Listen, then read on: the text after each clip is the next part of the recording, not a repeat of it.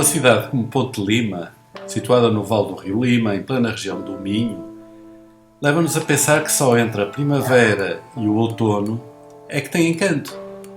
Eu próprio fiquei surpreso. No dia em que visitei esta cidade, talvez pelo facto das árvores estarem sem folhas, deu-me um visual diferente do que eu esperava. Porquê? Porque graças a essa maior transparência eu conseguia ver melhor tudo o que fica normalmente tapado pela vegetação da cidade.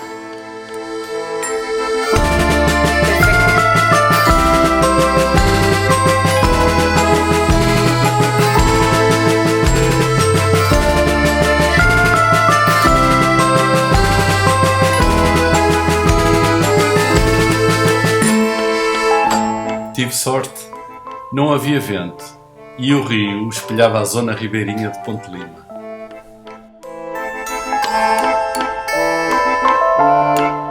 Nesta margem norte encontramos a Capela do Anjo da Guarda. É uma capela aberta de caráter devocional e era usada pelos peregrinos do caminho de Santiago português para pedir proteção para o resto do caminho. Ela foi construída no século XIII, gótica, mas no século XVIII, depois de uma cheia, ela ficou parcialmente destruída e foi refeita já com alguns elementos do barroco. No interior vemos a imagem do Arcanjo São Miguel.